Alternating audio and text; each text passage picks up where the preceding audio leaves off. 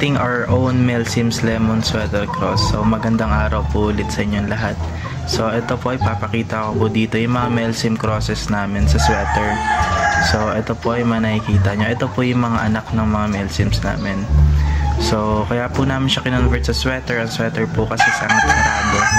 And then ang Melsim is may mga tibay at saka alam natin sa basaan talaga maasahan mo sila.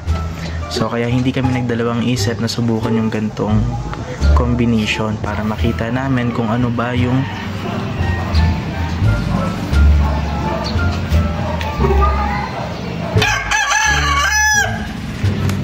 ito naman po, dito ko pinapakita yung mga pullets namin. Ito rin po yung consisting ng may mga bulik sweaters at saka yung Melsim sweaters namin. So ngayon po ipapakita ko sa inyo yung mga Melsims lang na mga babae namin na kinonvert namin sa sweaters. So sa susunod na topic, ang itatopic ko naman is yung mga bulik sweaters natin na lumabas, which is yung mga kapatid na pinakita kong unang mga bulik. So ito po, presenting our 3 to 4 months Melsim sweater baby stags. So ito po yung una kong ilalabas. Ito po yung medyo lighter color ng Melsim na lumabas sa amin over the sweater. So makikita nyo po na yan, medyo lighter, medyo golden yung kulay niya.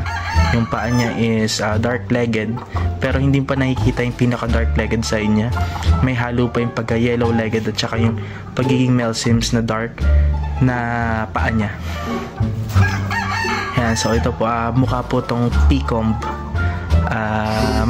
Habang sisiw pa po ito, malaki rin po ang mga katawan, kaya hindi rin kami nagdadalawang isip na paglaki nito, may kita po namin yung full extent ng kanilang mga genetic side na lumabas doon sa mga parents. So ito rin yung isa pa. So ito medyo darker color to, darker color na Melsims over the sweater. Ayan po, makikita nyo po. Dark na dark yung paa niya at talagang alimbuyugin yung kulay niya. For sure P-comb din to. Ayan o, malaki ang buto ng paa, kaya for us expected namin na sa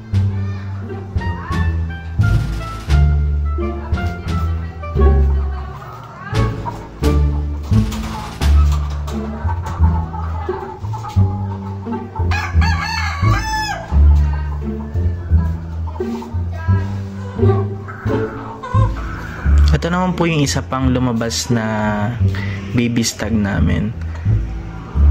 Ito kamukha talaga to nung yung pangalawang nilabas ko po na darker color. Medyo malaki yung side ng pagiging Melsim niya. Ayan, makikita niyo po siya. Mahaba ang paa, malaki ang buto.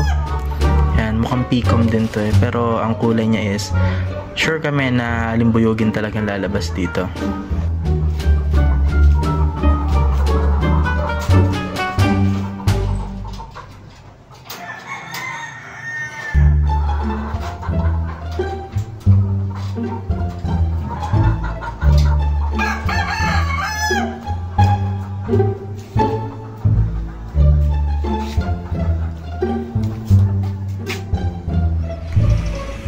So yun lamang po, ito po yung mga all na Melsims line namin.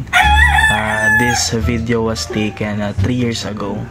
So yung transition ng mga breeding namin last 3 years sa ngayon, marami na kaming nabago. So ito, alam niyo na to, ito yung mga bulik na mga nilabas namin noon. At ito yung mga Melsims. So sana update ko kayo kung anong kakalabas nito after ilang months. At ito yung mga pullets namin. So yun lamang po, sana supportahan nyo po yung channel ko. Maraming